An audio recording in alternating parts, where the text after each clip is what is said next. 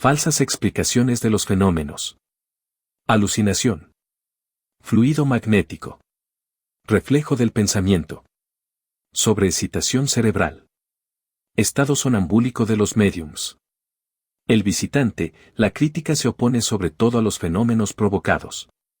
Si dejamos de lado toda suposición de charlatanismo y admitimos la más absoluta buena fe, ¿no se podría pensar que los médiums son víctimas de una alucinación?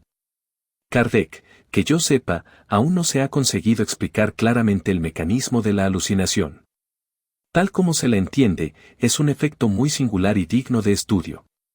Entonces, si no pueden explicarla, ¿cómo es posible que algunos recurran a ella para dar cuenta de los fenómenos espíritas? Por otra parte, hay hechos que escapan a esa hipótesis: cuando una mesa u otro objeto se mueve, se levanta o golpea, cuando se pasea libremente por una habitación sin que nadie la toque, cuando se separa del suelo y permanece suspendida en el espacio sin un punto de apoyo. Cuando, por último, se rompe al caer, por cierto que no se trata de una alucinación.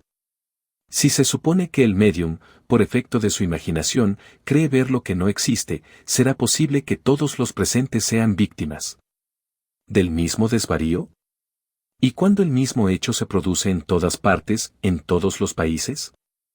En ese caso, la alucinación sería un fenómeno mucho más prodigioso que el hecho mismo. El visitante, si se admite la realidad del fenómeno de las mesas que giran y responden por medio de golpes, ¿no será más racional atribuirlo a la acción de algún fluido, del fluido magnético, por ejemplo? Kardec, esa fue la primera idea, y yo la he tenido, como tantos otros. Si los fenómenos se hubiesen limitado a esos efectos materiales, no cabe duda de que podrían ser explicados de ese modo. Pero cuando esos movimientos y golpes nos dieron pruebas de inteligencia, cuando se reconoció que respondían al pensamiento con entera libertad, se llegó a la siguiente conclusión. Si todo efecto tiene una causa, todo efecto inteligente tiene una causa inteligente. Ahora bien, ¿podrían esos fenómenos ser el efecto de un fluido, sin que se admita que ese fluido está dotado de inteligencia? Cuando veis que los brazos del telégrafo hacen señales que transmiten el pensamiento, comprendéis perfectamente que esos brazos, de madera o de hierro, no son inteligentes, sino que es una inteligencia la que hace que se muevan. Lo mismo sucede con la mesa. ¿Se producen o no efectos inteligentes? Esa es la cuestión. Los que lo ponen en duda son personas que no lo han visto todo, pero que, pese a eso, se apresuran a sacar conclusiones según sus propias ideas y basadas en observaciones superficiales. El visitante. A eso se puede responder que si existe un efecto inteligente, este no es más que el reflejo de la propia inteligencia del médium, o bien de la persona que interroga, o incluso de los presentes, dado que, según se afirma, la respuesta recibida está siempre en el pensamiento de alguien. Kardec. Se trata de otro error originado en la falta de observación. Si los que piensan de ese modo se hubiesen tomado el trabajo de estudiar el fenómeno en todas sus fases, habrían reconocido a cada paso la independencia absoluta de la inteligencia que se manifiesta. ¿Cómo se podría conciliar esa tesis con respuestas que están fuera del alcance intelectual y de la instrucción del médium, respuestas que contradicen sus ideas, deseos y opiniones, o que frustran por completo las previsiones de los asistentes? ¿Y cuando los médiums escriben en una lengua que no conocen, o en su propia lengua, aunque no sepan leer ni escribir? A primera vista, esa opinión no tiene nada de irracional, convengo en ello, pero es desmentida por hechos tan numerosos y concluyentes, que ante ellos la duda ya no es posible. Además, aun cuando se admita esa teoría, el fenómeno, lejos de simplificarse, sería mucho más prodigioso. ¿Cómo? El pensamiento podría reflejarse en una superficie, como lo hacen la luz, el sonido, el calor. En realidad, habría en esto un motivo para que la ciencia ejercitara su sagacidad. Y, además, lo maravilloso sería aún mayor, porque al hallarse reunidas 20 personas, sería precisamente el pensamiento de esta o de aquella el reflejado, y no el de alguna otra. Un sistema así no tiene sustento. Es realmente curioso ver a los contradictores empeñados en buscar causas 100 veces más extraordinarias y difíciles de comprender que las que se les presentan. El visitante. No se podría admitir, según la opinión de algunos, que el médium se encuentra en un estado de crisis y goza de una lucidez que le confiere una percepción sonambúlica, una especie de doble vista, lo que explicaría la ampliación momentánea de sus facultades intelectuales. Porque, según dicen, las comunicaciones obtenidas a través de los médiums no exceden el alcance de las que dan los sonámbulos. Kardec. También este es un sistema que no resiste un análisis profundo. El médium no se encuentra en crisis, ni duerme, sino que se halla perfectamente despierto, y obra y piensa como todo el mundo, sin que presente nada extraordinario. Ciertos efectos particulares han dado lugar a esa suposición.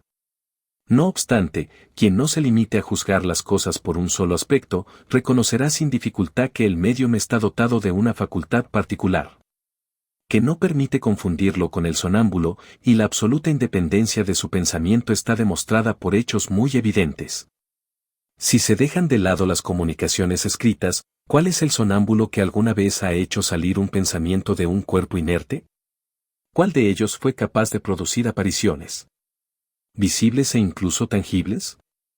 ¿Cuál hizo que un cuerpo pesado se mantuviese suspendido en el aire sin un punto de apoyo? Será por un efecto sonambúlico que un médium dibujó un día, en mi casa y en presencia de 20 testigos, el retrato de una joven muerta hacía 18 meses y a quien él no había conocido, retrato que reconoció el padre de la joven que se hallaba presente en la sesión. También será por un efecto sonambúlico que una mesa responde con precisión a las preguntas que se le proponen, incluso a las hechas mentalmente. Por cierto, si se admite que el médium se encuentra en un estado magnético, me parece difícil de creer que la mesa sea sonámbula. Dicen también que los médiums solo hablan con claridad de cosas conocidas. En ese caso, ¿cómo explicar el hecho siguiente y otros 100 del mismo género? Un amigo mío, muy buen médium escribiente, preguntó a un espíritu si una persona a la que no veía hacía 15 años pertenecía aún a este mundo. Sí, todavía vive, fue la respuesta, reside en París, calle tal, número tanto. Mi amigo fue y encontró a la persona en el lugar indicado. ¿Será eso una ilusión? Su pensamiento jamás podría haberle sugerido esa respuesta, porque tomando en cuenta la edad de la persona por la que él preguntaba, había muchas probabilidades de que ya no existiera. Si en ciertos casos encontramos respuestas que coinciden con el pensamiento de quien pregunta, ¿será racional concluir que eso es una ley general? En esto, como en todas las cosas, los juicios precipitados son siempre peligrosos, porque pueden ser desmentidos por hechos que aún no se han observado. No basta con que los incrédulos vean para que se convenzan. El visitante. Lo que a los incrédulos les gustaría ver, lo que ellos piden, y la mayoría de las veces no se les puede ofrecer, son hechos positivos. Si todos fuesen testigos de esos hechos, la duda ya no sería posible. ¿Cómo se explica, pues, que tantas personas no hayan visto nada, a pesar de la buena voluntad que demuestran? Se les presenta como motivo su falta de fe, a lo que responden, y con razón, que no pueden tener fe anticipadamente, y que por eso se les deben dar los medios para que crean. Kardec. La razón es muy sencilla. Quieren que los hechos obedezcan sus órdenes, pero no se puede dar órdenes a los espíritus. Es preciso aguardar su buena voluntad. No basta con decir, mostradme tal hecho y creeré. Hay que tener la voluntad de perseverar, dejar que los hechos se produzcan espontáneamente, sin pretender forzarlos ni dirigirlos. El hecho que más deseáis tal vez sea, precisamente, el que no conseguiréis, pero habrá otros, y el que queríais se presentará cuando menos lo esperéis. A los ojos del observador atento y asiduo, ellos aparecen en gran cantidad y se corroboran unos a otros. Sin embargo, quien suponga que basta con girar una manivela para hacer que la máquina funcione, está absolutamente equivocado. ¿Qué hace el naturalista cuando desea estudiar los hábitos de un animal? ¿Le ordena que haga tal o cual cosa para observarlo a su gusto?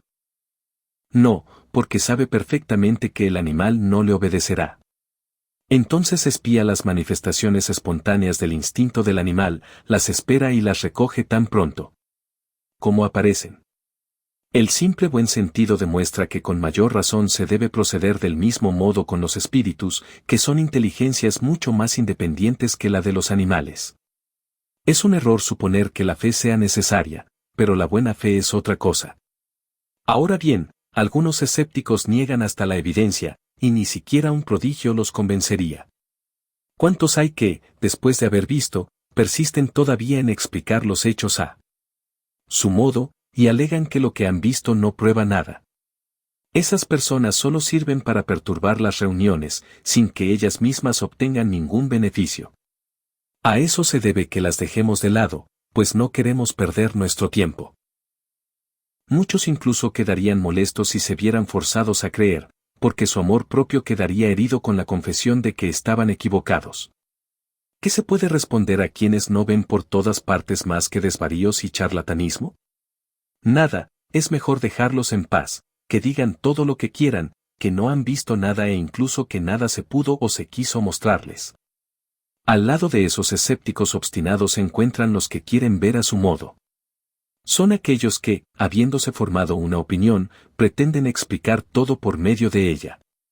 No comprenden por qué los fenómenos no pueden obedecer a su voluntad, no saben o no quieren ponerse en las condiciones necesarias para obtenerlos. Ahora bien, quien desee observar de buena fe debe, no diré creer bajo palabra, sino abandonar toda idea preconcebida y no pretender asimilar cosas incompatibles. Debe aguardar, insistir. Observar con paciencia infatigable. Esta condición también es favorable para los adeptos, porque prueba que no han formado su convicción con ligereza. ¿Disponéis vos de esa paciencia? No, diréis, no tengo tiempo. Entonces no os ocupéis más de eso, y tampoco habléis del asunto, visto que nadie os obliga a ello. Buena o mala voluntad de los espíritus para convencer. El visitante. Sin embargo, los espíritus deben de estar interesados en hacer prosélitos. ¿Por qué no se empeñan más en convencer a ciertas personas cuya opinión tendría gran influencia? Kardec. Aparentemente, por ahora, no están dispuestos a convencer a ciertas personas a quienes no atribuyen la importancia que ellas pretenden tener. Eso es poco halagador, convengo en ello, pero no tenemos el derecho de imponerles nuestra opinión.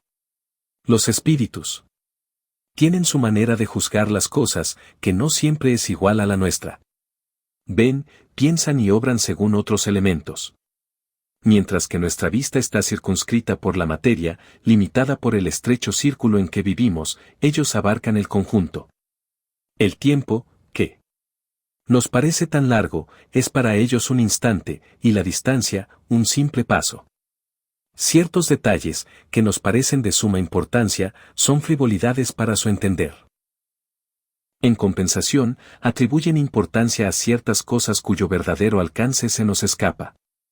Para comprenderlos es preciso que nos elevemos mediante el pensamiento por encima de nuestro horizonte material y moral, y que nos coloquemos en su punto de vista, dado que no son ellos quienes deben descender hasta nosotros, sino nosotros los que debemos elevarnos hasta ellos, conforme nos enseña el estudio y la observación. Los espíritus aprecian a los observadores asiduos y escrupulosos. Para estos, ellos multiplican las fuentes de luz. Lo que los aleja no es la duda nacida de la ignorancia, sino la presunción de esos supuestos observadores que nada observan, que pretenden colocarlos en el banquillo de los acusados y hacer que se muevan como marionetas. Sobre todo, los aleja el sentimiento de hostilidad y descrédito que albergan en sus pensamientos cuando no lo traducen con palabras. Para ellos los espíritus no hacen nada, y les interesa muy poco lo que puedan decir o pensar, porque también les llegará su oportunidad. Por esa razón os he dicho que no es la fe lo que se necesita, sino la buena fe. Origen de las ideas espíritas modernas. El visitante. Algo que desearía saber, Señor, es el punto de partida de las ideas espíritas modernas. ¿Se deben a una revelación espontánea de los espíritus, o son el resultado de una creencia previa en la existencia de ellos? Bien comprendéis la importancia de mi pregunta, porque en este último caso podría admitirse que ha intervenido la imaginación. Kardec. Como habéis dicho, Señor, esa cuestión es importante desde ese punto de vista, aunque sea difícil admitir en la suposición de que esas ideas hayan nacido de una creencia anticipada, que la imaginación sea capaz de producir todos los resultados materiales observados. De hecho, si el espiritismo se basara en la idea preconcebida de la existencia de los espíritus, con alguna apariencia de razón se podría dudar de su realidad, porque si la causa fuese una quimera, también lo serían sus consecuencias. Pero las cosas no ocurrieron de ese modo. Observad, en primer lugar, que ese razonamiento sería absolutamente ilógico. Los espíritus son una causa y no un efecto. Cuando se ve un efecto, puede buscarse su causa, pero no es natural imaginar una causa antes de haber visto sus efectos. No se podía, pues, concebir la idea de la existencia de los espíritus si no se hubiesen mostrado efectos cuya explicación probable fuese la existencia de seres invisibles. Pues bien, no fue de este modo que surgió. La idea, es decir, no se imaginó una hipótesis con el fin de explicar ciertos fenómenos. La primera suposición que se hizo fue la de una causa completamente material. Así, lejos de que los espíritus hayan sido una idea preconcebida, se partió del punto de vista materialista. Pero como ese medio era insuficiente para explicar todo, solamente la observación condujo a la causa espiritual. Me refiero a las ideas espíritas modernas, pues sabemos que esa creencia es tan antigua como el mundo. Veamos cómo se dieron las cosas. Se producían diversos fenómenos espontáneos, tales como ruidos extraños, golpes, movimientos de objetos, etc., sin una causa ostensible conocida, y esos fenómenos podían ser reproducidos bajo la influencia de ciertas personas. Nada hasta ahí autorizaba a que se buscara su causa fuera de la acción de un fluido magnético u otro cualquiera, de propiedades todavía desconocidas.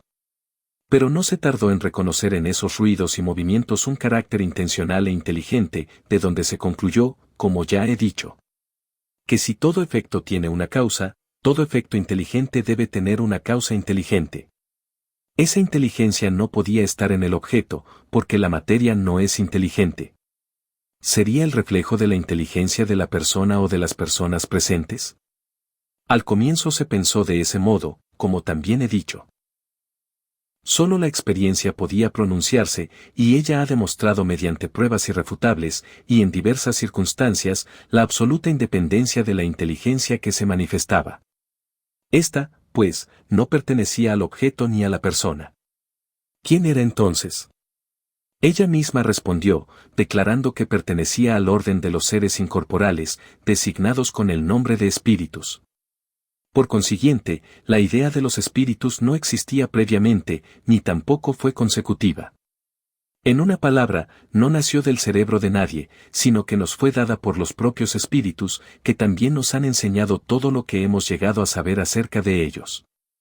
Una vez revelada la existencia de los espíritus y establecidos los medios para comunicarse con ellos, se pudo mantener conversaciones continuas y obtener informaciones sobre la naturaleza de esos seres, las condiciones de su existencia y su rol en el mundo visible. Si pudiésemos interrogar del mismo modo a los seres del mundo de los infinitamente pequeños, cuántas cosas curiosas aprenderíamos acerca de ellos. Supongamos que hubiera existido un hilo eléctrico entre Europa y la América precolombina y que en su extremidad europea se hubiesen producido algunas señales inteligentes. De ahí se habría concluido que en el otro extremo se encontraban seres inteligentes que buscaban comunicarse con nosotros, los cuales habrían respondido a nuestras preguntas. De ese modo habríamos quedado seguros de su existencia y conoceríamos sus costumbres, sus hábitos y su modo de ser, a pesar de no habernos visto nunca. Eso fue lo que ocurrió en las relaciones con el mundo invisible. Las manifestaciones materiales fueron como señales, medios de aviso que nos condujeron a comunicaciones más regulares y más continuas. Y, cosa notable, a medida que medios más sencillos de comunicación son puestos a nuestra disposición, los espíritus abandonan los medios primitivos, insuficientes e incómodos, tal como el mudo que cuando recupera la palabra renuncia al lenguaje de las señas. ¿Quiénes eran los habitantes de ese mundo? ¿Eran seres aparte, extraños a la humanidad? ¿Eran buenos o malos? Una vez más la experiencia se encargó de resolver esas cuestiones. No obstante, hasta que numerosas observaciones hubieron derramado luz sobre el asunto, el campo de las conjeturas y de los sistemas estuvo abierto, y solo Dios sabe cuántos surgieron. Algunos creyeron que los espíritus eran superiores en todo, mientras que otros no. Vieron en ellos más que demonios, cuando solo por sus palabras y actos podían juzgarlos. Supongamos que entre los desconocidos habitantes transatlánticos de los que acabamos de hablar, algunos hayan dicho cosas muy buenas, mientras que otros se hubiesen hecho notar por el cinismo de su lenguaje, en cuyo caso se habría deducido de inmediato que entre ellos había buenos y malos. Así ocurrió con los espíritus, y se reconoció entre ellos todos los grados de bondad y de maldad, de saber y de ignorancia. Una vez debidamente informados de los defectos y de las cualidades que se encuentran entre ellos, corresponde a nuestra prudencia distinguir lo que es bueno de lo que es malo, lo verdadero de lo falso en sus relaciones con nosotros, exactamente como procedemos en relación con los hombres. La observación no nos esclareció solamente sobre las cualidades morales de los espíritus, sino también sobre su naturaleza y sobre su estado fisiológico, si así nos podemos expresar. Entonces se supo, por ellos mismos, que unos son muy felices y otros son muy desdichados, que no son seres aparte, de naturaleza excepcional, sino las almas de aquellos que ya han vivido en la tierra, donde dejaron su envoltura corporal, y que hoy pueblan los espacios, nos rodean y sin cesar se codean con nosotros. Además, cada uno pudo reconocer entre ellos, por señales indiscutibles, a sus parientes y amigos, así como a los que había conocido en la tierra. Fue posible acompañarlos en todas las fases de su existencia de ultratumba, desde el instante en que abandonaron el cuerpo, y observar su situación según el género de muerte y el modo por el cual habían vivido en la tierra.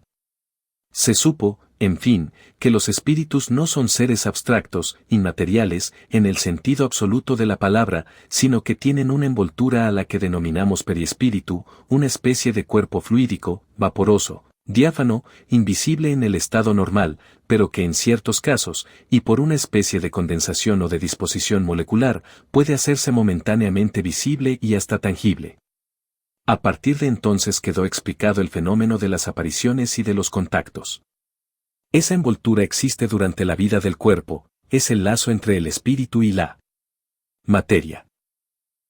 Cuando el cuerpo muere, el alma o espíritu, que es la misma cosa, solo se despoja de su envoltura densa, y conserva el periespíritu, del mismo modo como nos quitamos las prendas exteriores de nuestra vestimenta para solo conservar las interiores. Y del mismo modo como el germen de un fruto se despoja de la envoltura cortical y conserva apenas el perispermo. Esa envoltura semimaterial del espíritu es el agente de los diferentes fenómenos, por medio de los cuales él manifiesta su presencia. Esa es, en pocas palabras, Señor, la historia del espiritismo. Ya veis, y habréis de reconocerlo mejor aún cuando lo hayáis estudiado en profundidad, que todo en él es el resultado de la observación y no de un sistema preconcebido. Medios de comunicación. El visitante. Habéis hablado de los medios de comunicación. ¿Podríais darme una idea de ellos? Es difícil comprender cómo esos seres invisibles pueden conversar con nosotros. Kardec. Con mucho gusto. Sin embargo, voy a hacerlo de forma resumida, porque esto exigiría un amplio desarrollo, que encontraréis principalmente en el libro de los médiums. Pero lo poco que os diré al respecto bastará para poneros al tanto del mecanismo y servirá, sobre todo, para que comprendáis mejor algunas de las experiencias a las que podréis asistir mientras os iniciáis por completo. La existencia de esa envoltura semimaterial, o periespíritu, ya es una clave para la explicación de muchas cosas y muestra la posibilidad de ciertos fenómenos. En cuanto a los medios, son muy variados y dependen tanto de la naturaleza más o menos purificada de los espíritus, como de las disposiciones particulares de las personas que les sirven de intermediarias. El más común, el que puede denominarse universal, consiste en la intuición, es decir, en las ideas y los pensamientos que ellos nos sugieren. No obstante, se trata de un medio muy poco apreciable en la generalidad de los casos.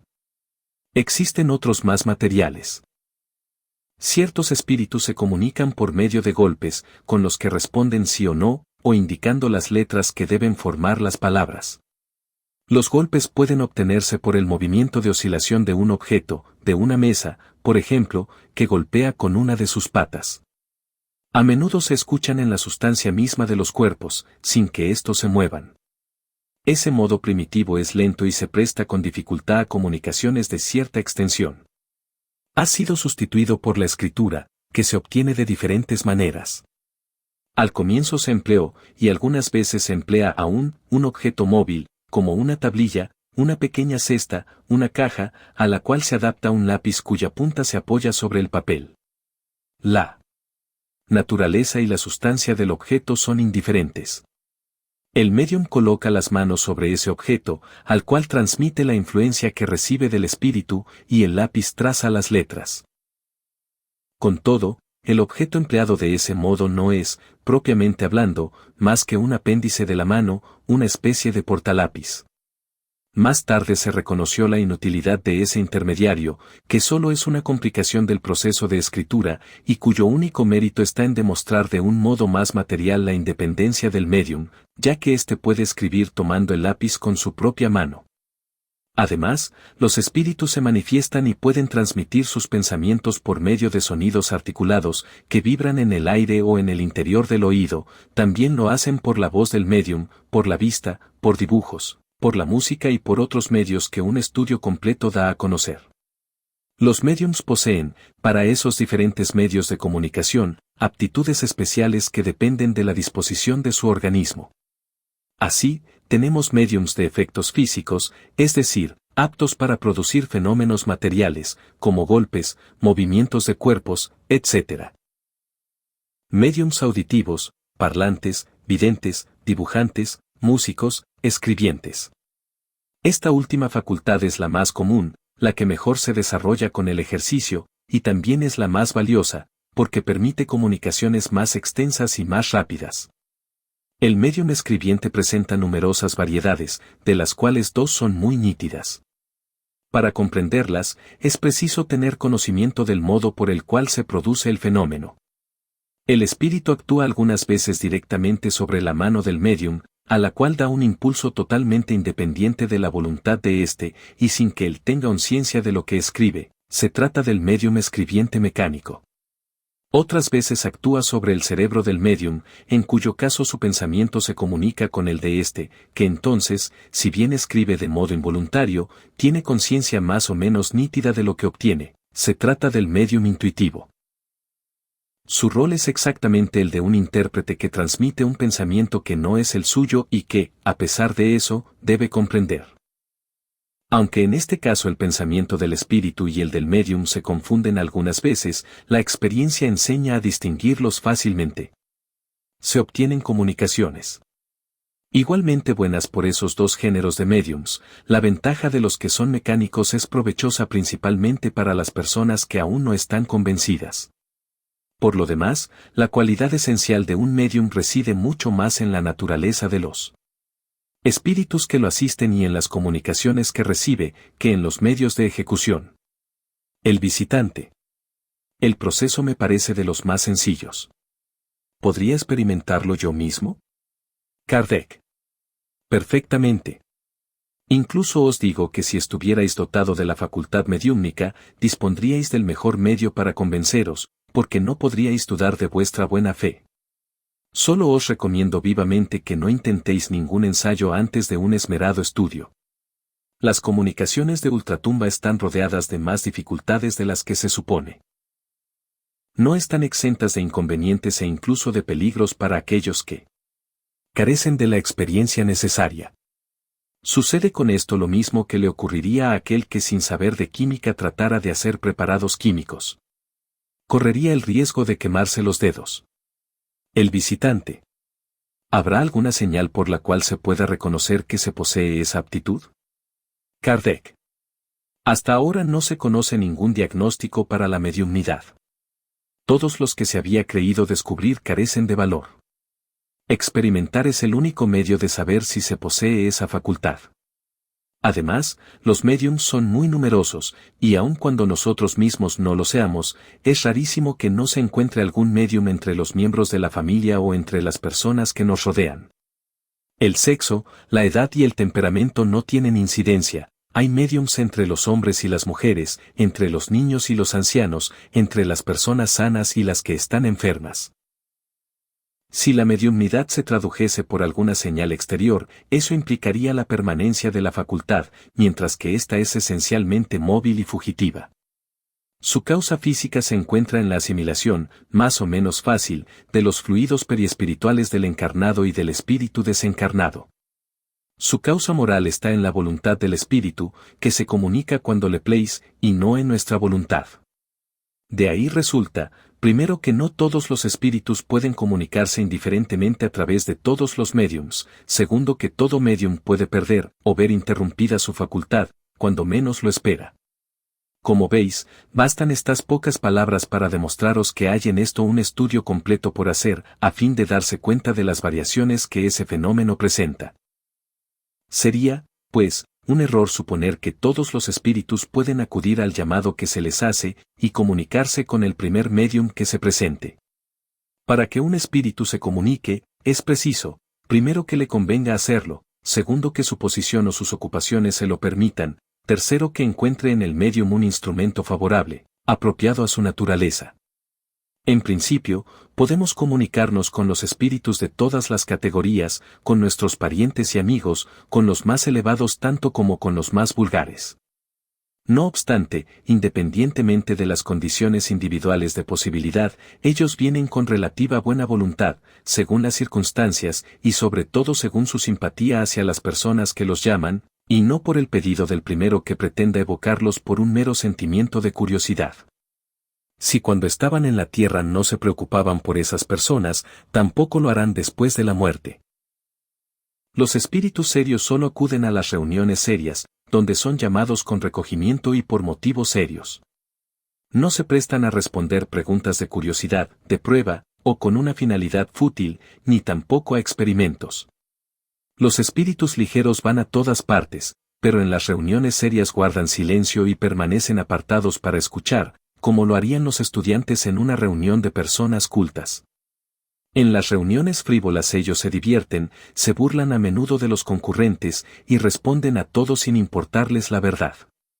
Los espíritus llamados golpeadores, y en general todos los que producen manifestaciones físicas, son de orden inferior, sin que por ello sean esencialmente malos. Tienen una aptitud de algún modo especial para los efectos materiales. Los espíritus superiores no se ocupan de esas cosas, así como los sabios de la tierra no se dedican a los ejercicios de fuerza muscular. Cuando aquellos precisan que esos efectos se produzcan, emplean a los espíritus atrasados, así como nosotros nos servimos de peones para los trabajos pesados. Médiums interesados. El visitante. Antes de dedicarse a un estudio de largo aliento, algunas personas querrían estar seguras de que no perderán el tiempo, y esa certeza estaría dada por un hecho concluyente, obtenido incluso a cambio de dinero. Kardec. En aquel que no quiere tomarse el trabajo de estudiar, hay más curiosidad que deseo real de instruirse. Ahora bien, los espíritus no aprecian más que yo a los curiosos. Por otra parte, tienen gran antipatía por la codicia, y no se prestan a nada que pueda satisfacerla. Habría que formarse una idea muy falsa de ellos para creer que espíritus superiores como Fenelón, Bossuet, Pascal, San Agustín, por ejemplo, se pongan a las órdenes del primero que los llame, a tanto por hora. No, señor, las comunicaciones de ultratumba son un asunto demasiado serio, y que requiere mucho respeto, para que sirvan de exhibición. Sabemos, por otra parte, que los fenómenos espíritas no se producen como el movimiento de las ruedas de un mecanismo, pues dependen de la voluntad de los espíritus. Aun cuando se admita que una persona posee aptitud mediúmnica, nada le garantiza que obtenga una manifestación en un momento determinado. Si los incrédulos son inducidos a sospechar de la buena fe de los médiums en general, sería mucho peor si en ellos encontraran el estímulo del interés. Se podría sospechar, y con razón, que el médium retribuido simulase alguna manifestación en caso de que el espíritu no lo auxiliara, ya que su deseo es ganar dinero de cualquier forma. Ahora bien, además de que el desinterés absoluto es la mejor garantía de sinceridad, repugnaría a la razón evocar por dinero a los espíritus de las personas que no son queridas, suponiendo que consintiesen en ello, lo cual es poco probable. En todo caso, solo se prestarían a eso espíritus de baja categoría, poco escrupulosos en cuanto a los medios, y que no son dignos de confianza. E incluso estos mismos muchas veces encuentran un placer maligno en frustrar las combinaciones y los cálculos de su evocador. Así pues, la naturaleza de la facultad mediúmnica se opone a que se la convierta en una profesión, ya que depende de una voluntad extraña a la del medium, y que a éste podría faltarle en el momento en que más la necesitara, a menos que la sustituyera por la astucia. Con todo, si se considera que los fenómenos no se producen a voluntad, y aun cuando se admita una absoluta buena fe, sería puro efecto de la casualidad si en una sesión pagada se produjese exactamente aquello que deseábamos ver para convencernos. Aunque dierais 100.000 francos a un medium no conseguiríais que éste obtenga de los espíritus lo que ellos no quisieran hacer. Ese incentivo, que desnaturalizaría la intención y la transformaría en un vehemente deseo de lucro, sería por el contrario un motivo para que fracasara. Cuando todos estén convencidos de esta verdad, que el afecto y la simpatía son los más poderosos motivos de atracción para los espíritus, comprenderán que éstos no atienden las solicitudes de alguien que tenga la idea de servirse de ellos para ganar dinero. Aquel, pues, que necesite hechos que lo convenzan, debe probar a los espíritus su buena voluntad por medio de una observación seria y paciente, en caso de que desee ser auxiliado por ellos, porque si es verdad que la fe no se impone, no es menos verdad decir que no se la puede comprar. El visitante. Comprendo ese razonamiento desde el punto de vista moral. No obstante, ¿no es justo que aquel que emplea su tiempo en bien de la causa sea indemnizado, ya que queda impedido de trabajar para vivir? Kardec, en primer lugar, ¿será que él lo hace precisamente en interés de la causa, o en el suyo propio? Si ha dejado su trabajo se debe a que no le satisfacía y esperaba ganar más en uno nuevo o hacer un menor esfuerzo.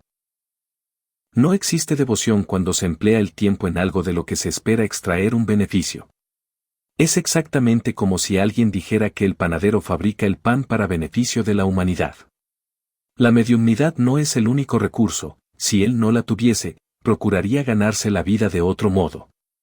Los médiums verdaderamente serios y abnegados, cuando no tienen una existencia independiente, buscan los medios de vivir con el trabajo ordinario y no abandonan sus profesiones. Solo consagran a la mediumnidad el tiempo que le pueden dedicar sin perjudicarse. Y si lo hacen sacrificando el tiempo destinado al ocio y al descanso, entonces demuestran una devoción que se les agradece y se hacen aún más merecedores de aprecio y respeto. Por otra parte, la abundancia de los médiums en las familias vuelve prescindibles a los médiums profesionales, aun cuando éstos ofrezcan todas las garantías deseables, lo que es muy raro. Si no fuese por el descrédito que acompaña a esa clase de explotación, al cual me felicito de haber contribuido considerablemente, veríamos pulular a los médiums mercenarios, y los periódicos estarían llenos de sus reclamos. Ahora bien, por cada uno que fuese leal, habría 100 charlatanes que, abusando de una facultad real o simulada, habrían causado el mayor perjuicio al espiritismo. Es un principio, pues, que todos aquellos que ven en el espiritismo algo más que la exhibición de fenómenos curiosos, que comprenden y aprecian la dignidad, la consideración y los verdaderos intereses de esa doctrina, reprueban toda especie de especulación, cualquiera sea la forma o el disfraz con que se presente. Los médiums serios y sinceros, y llamo así a los que comprenden la santidad del mandato que Dios les ha confiado, evitan incluso las apariencias de lo que pudiera hacer que recayera sobre ellos la menor sospecha de codicia. Considerarían una injuria el hecho de que se los acusara de extraer algún provecho de su facultad. Admitid, Señor, por más incrédulo que seáis, que un medium en esas condiciones causaría sobre vos una impresión absolutamente distinta de la que experimentaríais si le hubieseis pagado para verlo actuar o, aunque fueseis admitido de favor, si supierais que detrás de todo aquello había una cuestión de dinero. Convenid en que, al ver a ese medium animado de un verdadero sentimiento religioso, estimulado apenas por la fe y no por el incentivo de lucro, involuntariamente conquistaría vuestro respeto, aunque fuese el más humilde proletario, y habría de inspiraros más confianza, porque no tendríais ningún motivo para sospechar de su lealtad. Pues bien, Señor, encontraréis 1000 como este por cada uno que no esté en las mismas condiciones, y esa es una de las causas que más han contribuido al crédito y a la propagación de la doctrina espírita, mientras que si ésta solo tuviese intérpretes interesados, no contaría ni con la cuarta parte de los adeptos que tiene hoy. Esto se ha comprendido tan bien, que los médiums profesionales son muy raros, por lo menos en Francia. Se los desconoce en la mayoría de los centros espíritas de provincia, donde la reputación de mercenarios bastaría para que los excluyesen de todos los grupos serios, y donde para ellos el oficio no sería lucrativo a causa del descrédito de que se volverían objeto, así como de la competencia de los médiums desinteresados que se encuentran por todas partes. Para suplir la facultad que les falta o la insuficiencia de la clientela, hay supuestos médiums que agregan prácticas tales como la lectura de las cartas, la clara de huevo, la borra del café, etc., a fin de satisfacer todos los gustos, con la esperanza de atraer por ese medio, a falta de espíritas, a los que aún creen en esas tonterías. Si solo se perjudicaran a sí mismos, el mal no sería grande. Pero hay personas que, sin ir más lejos, confunden el abuso con la realidad, y entonces los malintencionados aprovechan esa situación para decir que en eso consiste el espiritismo. Ya veis, pues, Señor, que si la explotación de la mediunidad conduce a la práctica de abusos que perjudican a la doctrina, el espiritismo serio tiene razón al no aceptarla y rechazar su auxilio. El visitante. Convengo en que todo eso es muy lógico, pero los médiums desinteresados no se encuentran a disposición de cualquier persona, y no podemos permitirnos ir a molestarlos, mientras que no tenemos escrúpulos en acudir a aquel que recibe un pago, pues estamos seguros de que no le haremos perder el tiempo. Las personas que desean convencerse encontrarían mayor facilidad si existieran médiums públicos. Kardec.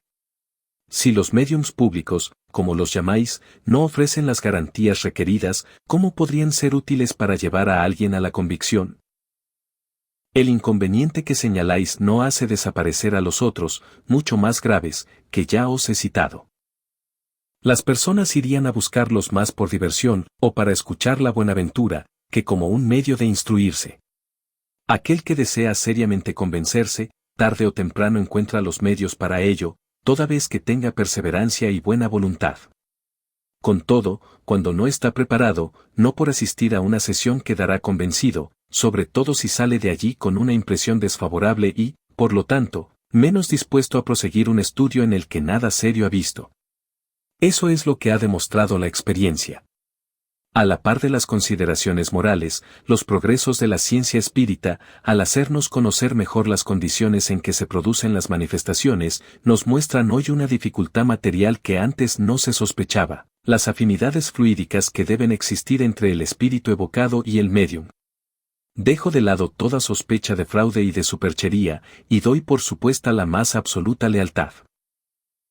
Para que un médium profesional pueda ofrecer plena seguridad a las personas que vayan a consultarlo, es necesario que posea una facultad permanente y universal, es decir, que él pueda comunicarse fácilmente con cualquier espíritu y en todo momento, para estar constantemente a disposición del público, como en el caso de un médico, y satisfacer todas las evocaciones que se le soliciten. Ahora bien, eso no se encuentra en ningún médium, sea entre los desinteresados o entre los otros, y la razón de ello se debe a causas independientes de la voluntad del espíritu, lo que no puedo desarrollar aquí porque no. Os estoy dictando un curso de espiritismo. Me limitaré a deciros que las afinidades fluídicas, que constituyen el principio mismo de las facultades mediúmnicas, son individuales y no generales, y pueden existir de un médium hacia tal espíritu y no hacia tal otro, que sin esas afinidades, cuyas variantes son múltiples, las comunicaciones resultan incompletas, falsas o imposibles. Que la mayoría de las veces la asimilación fluídica entre el espíritu y el médium solo se establece después de algún tiempo, y apenas una vez de cada 10 es completa desde la primera experiencia. Como veis, Señor, la mediumnidad está subordinada a leyes de cierto modo orgánicas, a las cuales todo médium está sometido. Ahora bien, no se puede negar que esto constituya un obstáculo para la mediumnidad profesional, ya que la posibilidad y la exactitud de las comunicaciones provienen de causas independientes del medium y del espíritu. Véase más adelante, en el capítulo 2, el parágrafo sobre los mediums.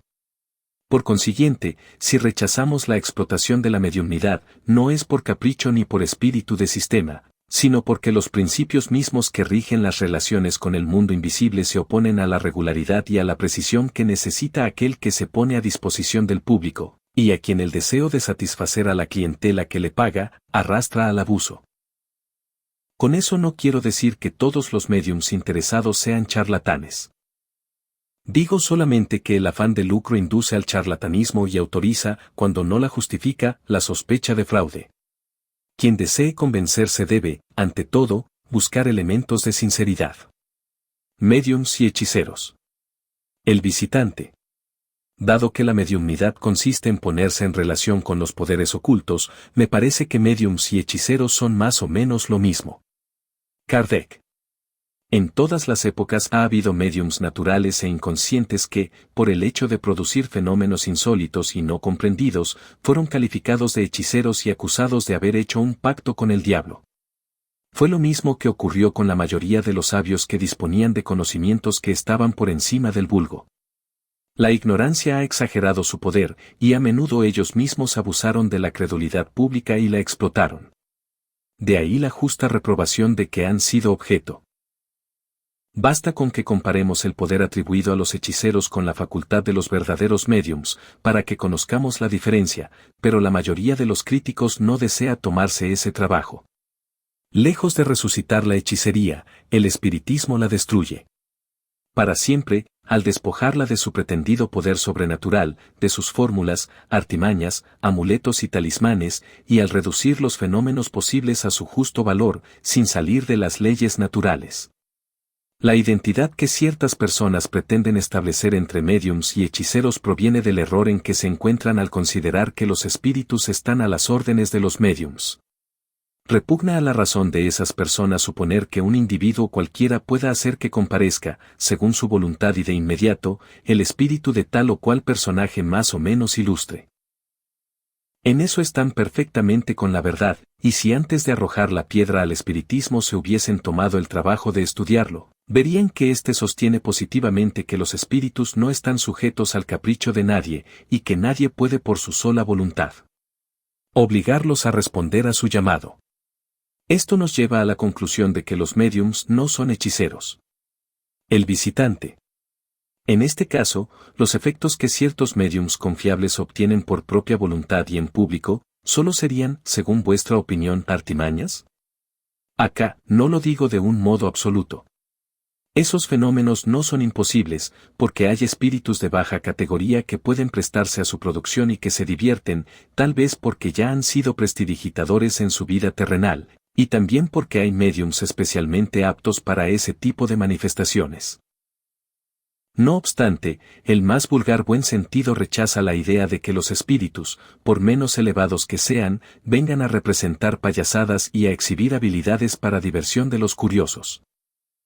La obtención de esos fenómenos a voluntad, y sobre todo en público, es siempre sospechosa.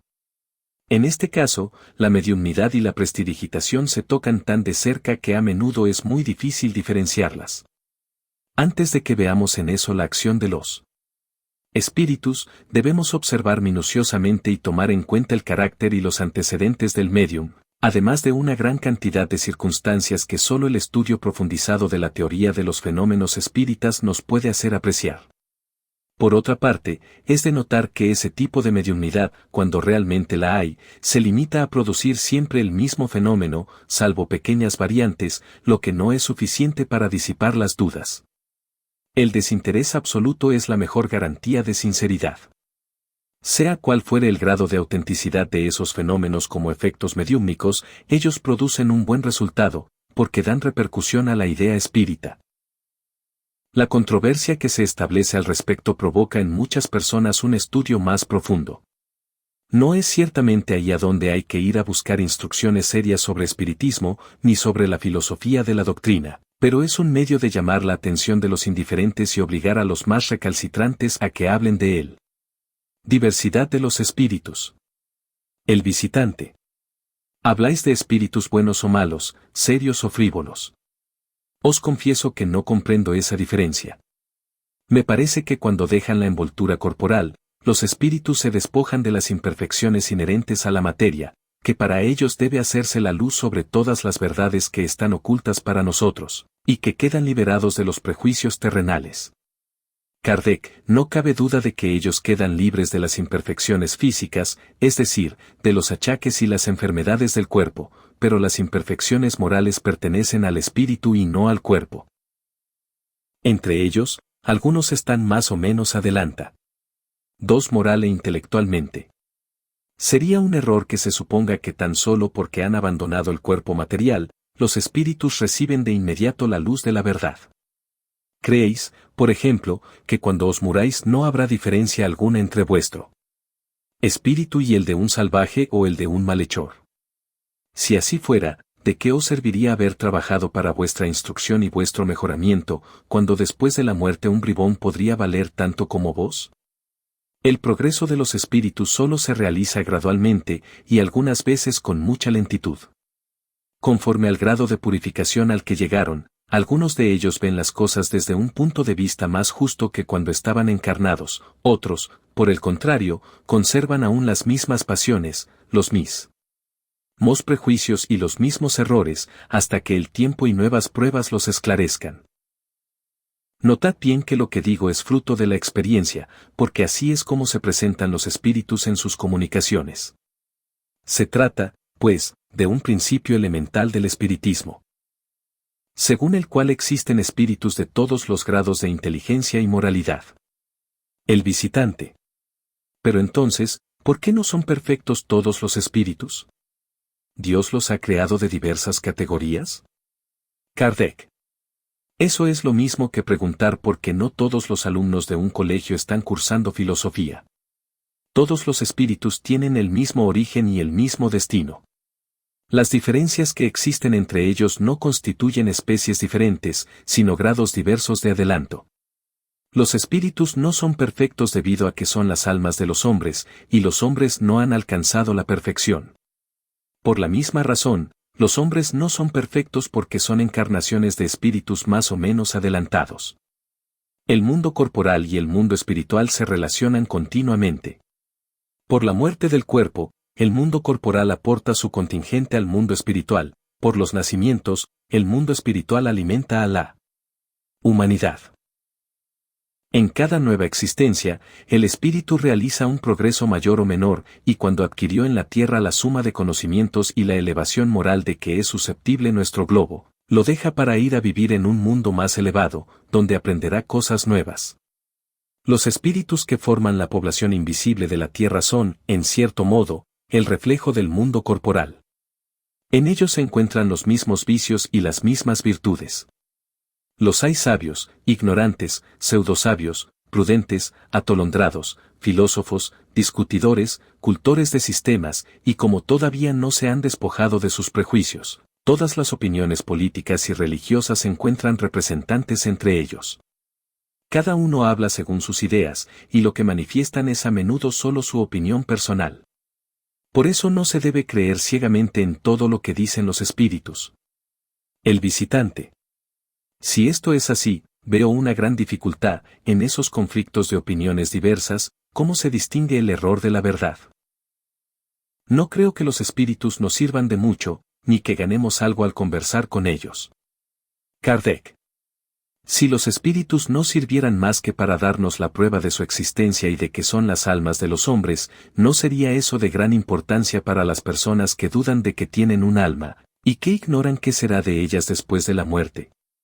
Como todas las ciencias filosóficas, esta exige prolongados estudios y minuciosas observaciones, pues sólo así es como se aprende a distinguir la verdad de la impostura, y cómo se obtienen los medios para alejar a los espíritus engañadores.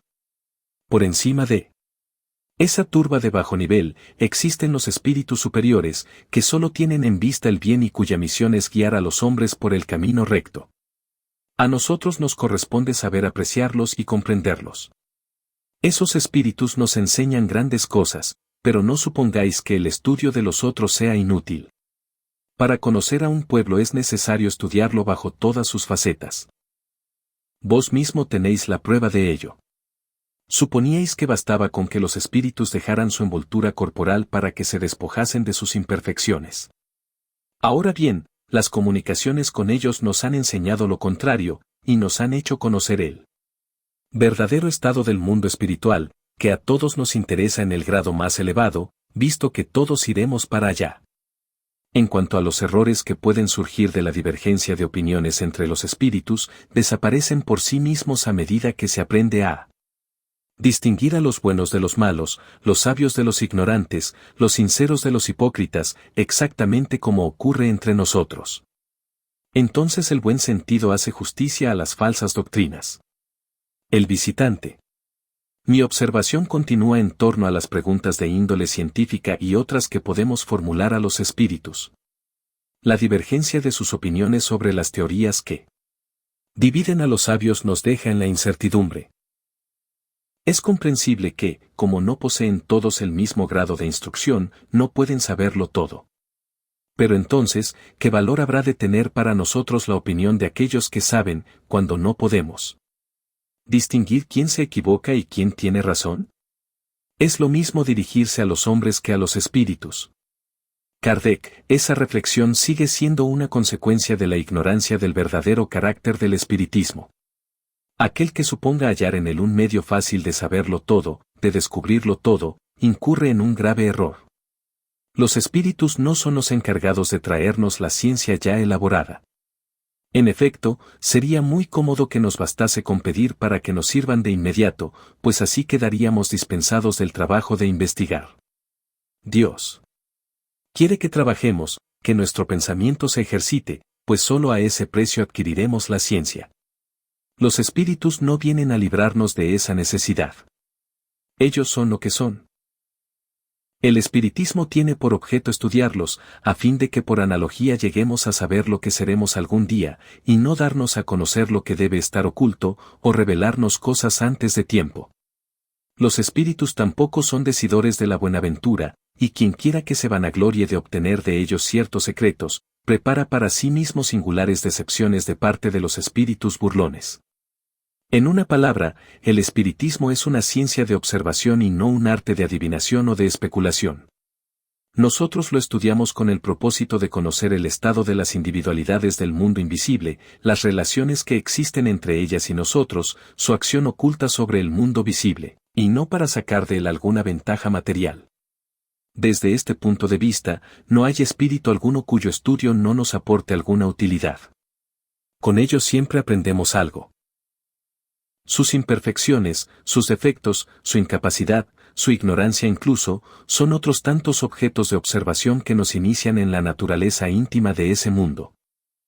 Y cuando ellos no nos instruyen mediante sus enseñanzas, nosotros mismos nos instruimos al estudiarlos, como hacemos cuando observamos las costumbres de un pueblo al que no conocemos.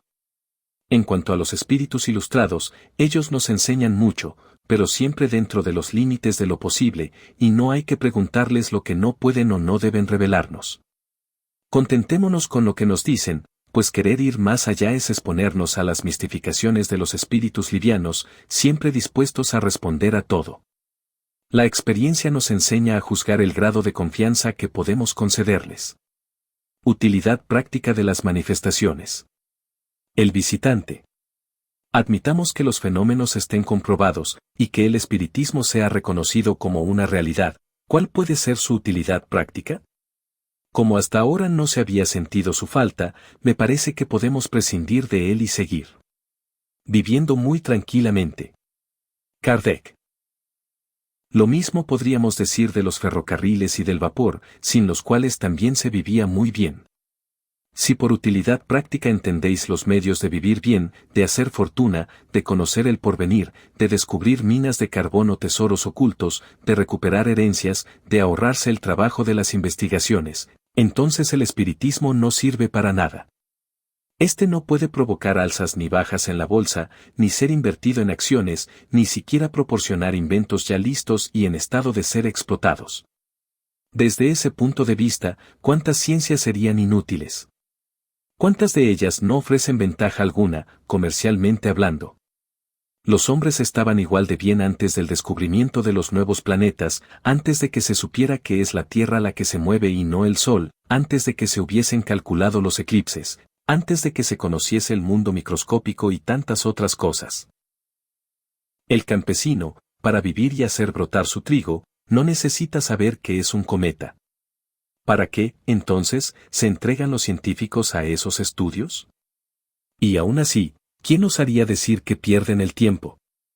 Todo lo que sirva para levantar una punta del velo contribuye al desarrollo de la inteligencia, amplía el círculo de las ideas y nos hace comprender mejor las leyes de la naturaleza. Ahora bien, el mundo de los espíritus existe en virtud de una de esas leyes naturales. El espiritismo nos hace conocer esa ley. Nos muestra la influencia que el mundo invisible ejerce sobre el mundo visible y las relaciones que existen entre ellos, así como la astronomía nos enseña las relaciones existentes entre la Tierra y los demás astros. Nos muestra ese mundo invisible como una de las fuerzas que rigen el universo y contribuyen al mantenimiento de la armonía general. Aún en el supuesto de que su utilidad se limitase a eso, ¿no sería ya de gran importancia la revelación de semejante poder, a10? ¿Tracción hecha de su doctrina moral? De nada valdrá, entonces, la revelación de un mundo nuevo, sobre todo si el conocimiento de ese mundo nos conduce a la solución de una cantidad de problemas hasta ahora insolubles, si nos inicia en los misterios de ultratumba, que nos deben interesar de algún modo, dado que todos, por el hecho de existir, tarde o temprano habremos de trasponer ese marco fatal. Con todo, el espiritismo tiene otra utilidad más positiva, la influencia moral que ejerce por la fuerza misma de las cosas. El espiritismo es la prueba patente de la existencia del alma, de su individualidad después de la muerte, de su inmortalidad, de su suerte futura. Es, pues, la destrucción del materialismo, no por medio del razonamiento, sino a través de los hechos. No hay que pedirle al espiritismo más que lo que puede dar, ni buscar en él lo que está fuera de los límites de su finalidad providencial. Antes de los progresos serios de la astronomía se creía en la astrología. Sería razonable que se diga que la astronomía no sirve para nada, porque ya no se puede encontrar el pronóstico del destino en la influencia de los astros. Así como la astronomía destronó a los astrólogos, el espiritismo ha venido a destronar a los adivinos, los hechiceros y los decidores de la buenaventura. El espiritismo es para la magia lo que la astronomía es para la astrología, y la química para la alquimia. Locura. Suicidio. Obsesión. El visitante. Algunas personas consideran que las ideas espíritas son capaces de perturbar las facultades mentales, y por eso creen más prudente impedir su propagación. Kardec. ¿Conocéis este proverbio? Cuando se quiere matar a un perro, se dice que está rabioso. No es, por lo tanto, de extrañar que los enemigos del espiritismo procuren aferrarse a todos los pretextos. El que vos mencionáis les pareció adecuado para despertar temores y susceptibilidades, y lo han empleado de inmediato, aunque no resista el más ligero análisis.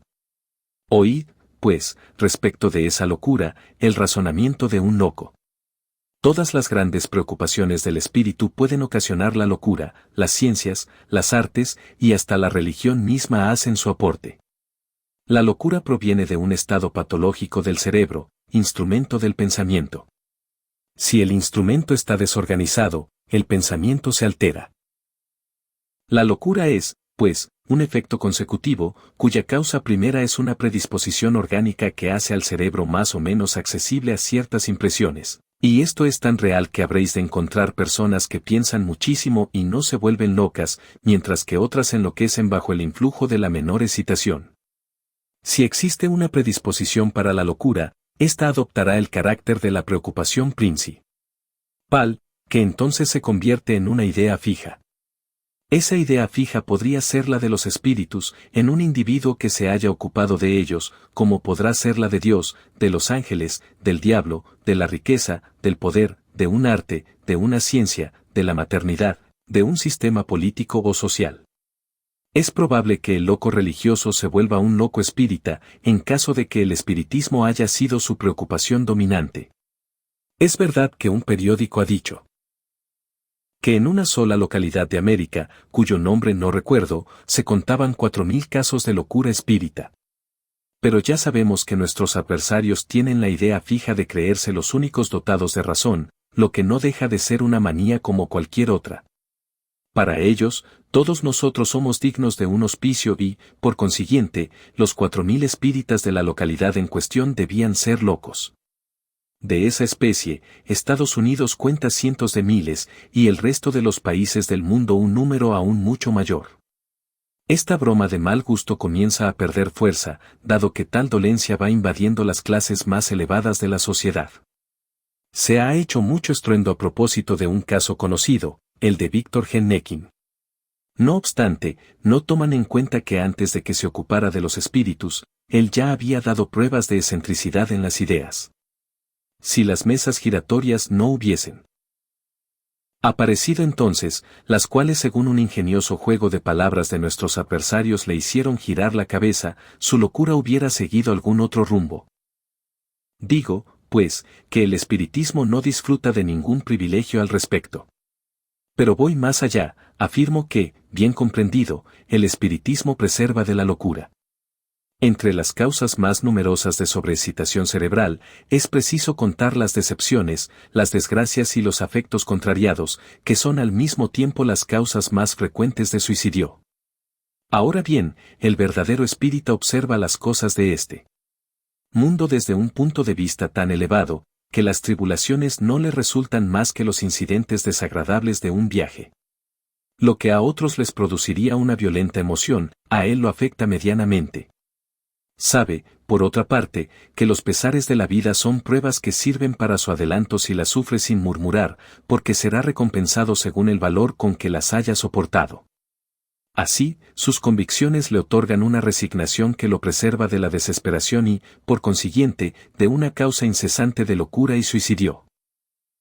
Conoce, además, por el espectáculo que le ofrecen las comunicaciones con los espíritus, la suerte deplorable de los que abrevian voluntariamente sus días, y ese cuadro es apropiado para hacerlo reflexionar. Por ese motivo el número de los que han sido detenidos en esa pendiente funesta es considerable. Se trata de uno de los resultados del espiritismo.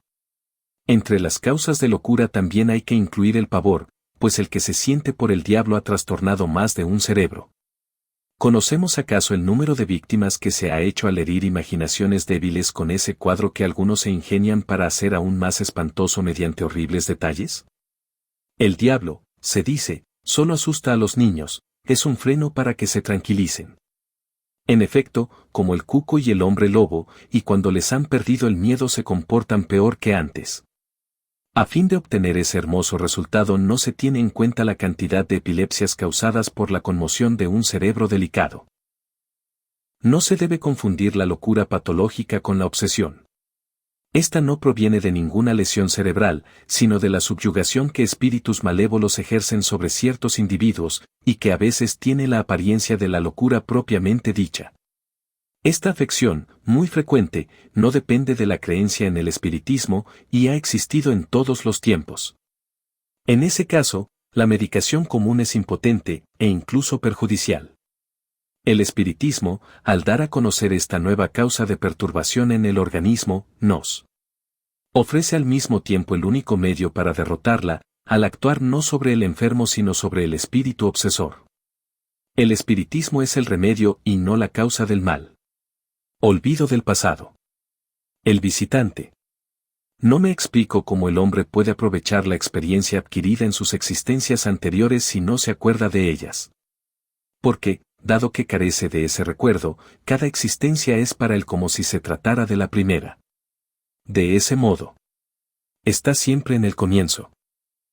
Supongamos que cada día, al despertarnos, perdemos la memoria de lo que hicimos el día anterior. En ese caso, cuando lleguemos a los 70 años, no estaremos más adelantados que a los 10.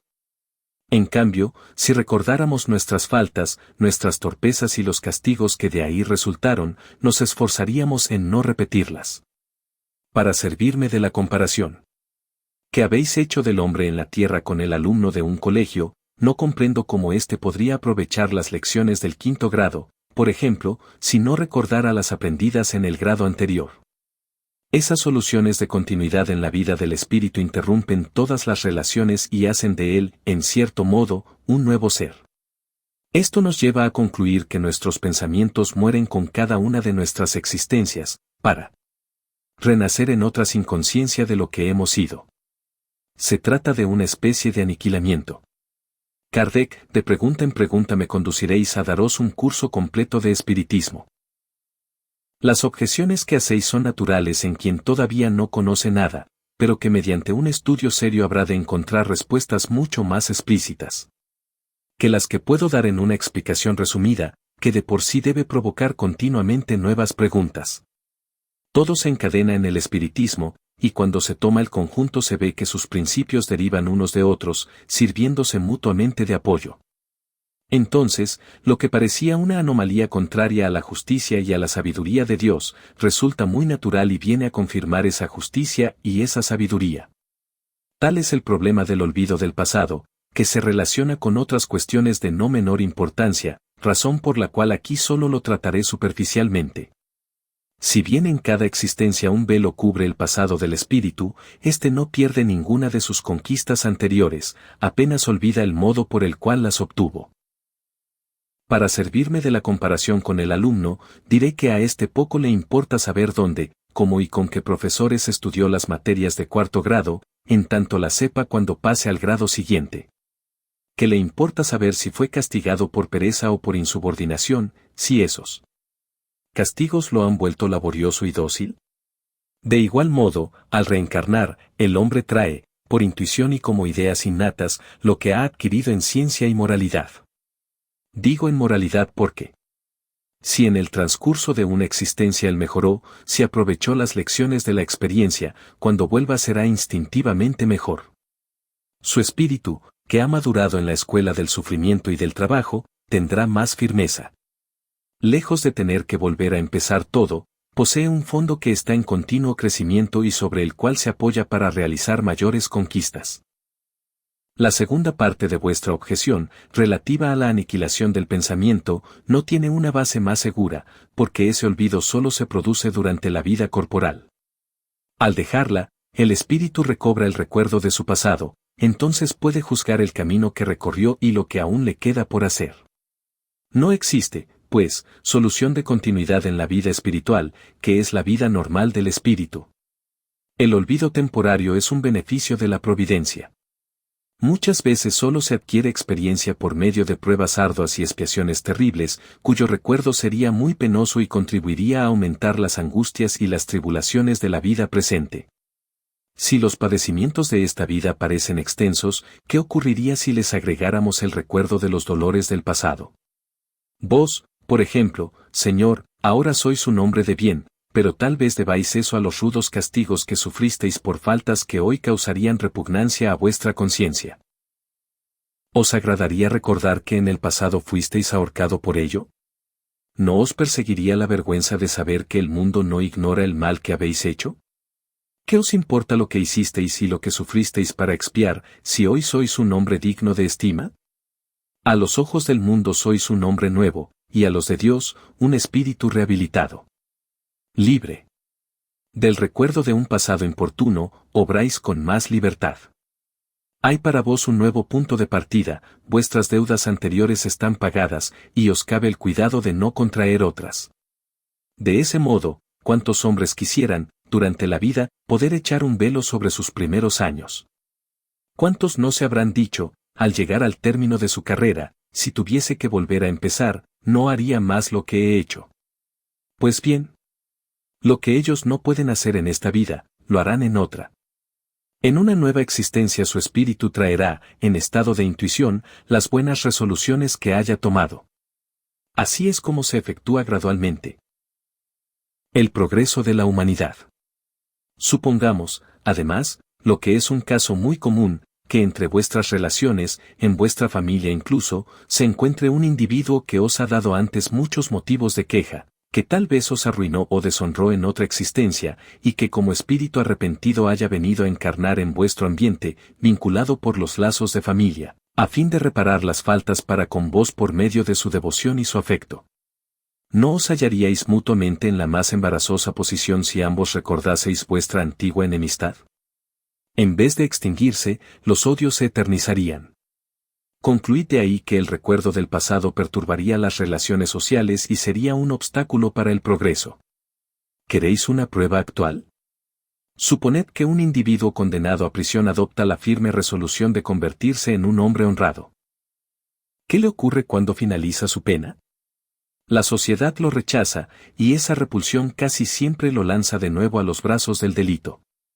En cambio, si todos ignorasen sus antecedentes, sería bien recibido, y si él mismo pudiera olvidarlos, no por ello dejaría de ser honesto y podría caminar con la frente erguida, en vez de curvarla bajo el peso de la vergüenza que le provoca el recuerdo. Esto concuerda perfectamente con la doctrina de los espíritus respecto de los mundos superiores al nuestro. En esos mundos, donde solo reina el bien, el recuerdo del pasado no tiene nada de penoso, razón por la cual sus habitantes recuerdan la existencia precedente, así como nosotros nos acordamos hoy de lo que hicimos ayer. En cuanto al recuerdo de lo que hicieron en mundos inferiores, solo produce en ellos la impresión de un sueño desagradable. Elementos de convicción. El visitante. Concuerdo, Señor, en que desde el punto de vista filosófico la doctrina espírita es perfectamente racional. Pero queda siempre en pie la cuestión de las manifestaciones, que solo puede resolverse con hechos. Ahora bien, es la realidad de esos hechos lo que muchas personas discuten, y no os debiera sorprender el deseo que expresan de presenciarlos. Kardec. Lo encuentro muy natural, pero como busco que esos hechos sean aprovechados, explico en qué condiciones se debe colocar cada uno para observarlos mejor, y sobre todo para comprenderlos. Ahora bien, la persona que no acepta esas condiciones, muestra que no tiene un deseo serio de ilustrarse, en cuyo caso es inútil que perdamos el tiempo con ella. También convendréis, Señor, en que sería extraño que una filosofía racional hubiese salido de hechos ilusorios y controvertidos. En buena lógica, la realidad del efecto implica la realidad de la causa, si la una es verdadera, la otra no puede ser falsa, porque donde no hubiese árboles no se podría cosechar frutos. Es verdad que no todos han podido constatar los hechos, porque no se han colocado en las condiciones requeridas para observarlos, ni han tenido la paciencia y la perseverancia necesarias. Pero eso sucede con todas las ciencias, lo que no hacen unos, lo hacen otros. Todos los días aceptamos el resultado de los cálculos astronómicos sin que los hayamos hecho nosotros. Sea como fuere, si encontráis buena la filosofía, podéis aceptarla como aceptaríais otra cualquiera, conservando vuestra opinión sobre las vías y los medios que a ella conducen, o al menos admitiéndola solamente a título de hipótesis, hasta que tenga una más amplia confirmación. Los elementos de convicción no son los mismos para todos, lo que convence a algunos no causa ninguna impresión en otros. Por eso es necesario un poco de todo. No obstante, constituye un error suponer que las experiencias físicas son el único medio de convencer.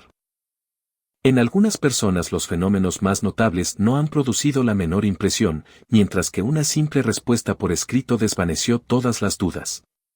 Cuando se ve un hecho que no se comprende, cuanto más extraordinario es tanto más sospechas despierta, y el pensamiento siempre se esfuerza en atribuirle una causa vulgar. En cambio, si se lo comprende, todos lo admiten fácilmente, porque tiene una razón de ser, y desaparece en lo maravilloso y lo sobrenatural. Por cierto, las explicaciones que os acabo de dar en este diálogo están lejos de ser completas. Sin embargo, por más resumidas que sean, estoy convencido de que os llevarán a reflexionar, y si las circunstancias os hicieran testigo de algunos hechos de manifestaciones, los veréis con una mirada menos prevenida, porque poseeréis una base donde sustentar vuestro razonamiento. Hay dos aspectos en el espiritismo, la parte experimental de las manifestaciones y la doctrina filosófica. Ahora bien, todos los días me visitan personas que no han visto nada y creen tan firmemente como yo, únicamente por el estudio que han hecho de la parte filosófica. Para ellas el fenómeno de las manifestaciones es lo accesorio, el fondo es la doctrina, la ciencia. La ven tan importante y tan racional, que encuentran en ella todo lo que puede satisfacer sus aspiraciones interiores, aparte del hecho de las manifestaciones. De ahí concluyen que, suponiendo que las manifestaciones no existiesen, no por eso la doctrina dejaría de ser la que mejor resuelve una multitud de problemas que eran considerados insolubles. ¿Cuántos han dicho que esas ideas habían germinado en su cerebro, aunque en un estado de confusión? El espiritismo ha venido a formularlas, a darles un cuerpo, y fue para ellos como un rayo de luz. Eso explica el número de adeptos que la simple lectura del libro de los espíritus ha producido. ¿Suponéis que eso hubiera ocurrido si nunca hubiésemos ido más allá de las mesas giratorias y parlantes? El visitante. Tenéis razón al decir, Señor, que de las mesas giratorias ha salido una doctrina filosófica, y lejos estaba yo de sospechar las consecuencias que podrían surgir de un hecho encarado como un simple objeto de curiosidad. Ahora veo cuán vasto es el campo abierto por vuestro sistema. Kardec. Aquí os interrumpo, estimado señor, puesto que me conferís un elevado honor al atribuirme ese sistema cuando él no me pertenece. Este ha sido deducido en su totalidad de la enseñanza de los espíritus. Vi, observé, coordiné y procuro hacer que los otros comprendan aquello que yo comprendo. Esa es la parte que me corresponde. Entre el espiritismo y los otros sistemas filosóficos existe una diferencia fundamental.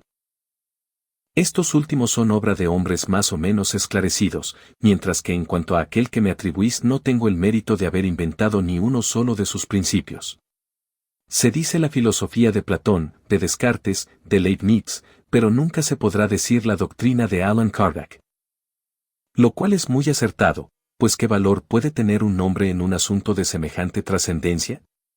El espiritismo tiene auxiliares de mayor preponderancia, al lado de los cuales no somos más que simples átomos. Sociedad Espírita de París. Sociedad para la continuación de las obras espíritas de Allan Kardec, calle de Lille número 7. El visitante. ¿Tenéis una sociedad que se ocupa de esos estudios? ¿Me sería posible formar parte de ella? Kardec. Por ahora, todavía no. Porque si bien para que alguien sea recibido en ella no es necesario ser doctor en espiritismo, se requiere por lo menos que tenga sobre esa materia ideas más firmes que las vuestras. Como la sociedad no quiere ser perturbada en sus estudios, no admite a los que le harían perder tiempo con cuestiones elementales, ni a los que, por no simpatizar con sus principios y convicciones, introducirían en ella el desorden con discusiones intempestivas o con ánimo de contradicción. Es una sociedad científica, como tantas otras, que se ocupa de profundizar los diferentes puntos de la ciencia espírita y procura esclarecerse. Es el centro hacia donde convergen enseñanzas de todas las partes del mundo, y donde se elaboran y coordinan las cuestiones relativas al progreso de la ciencia, pero no es una escuela ni un curso de enseñanza elemental.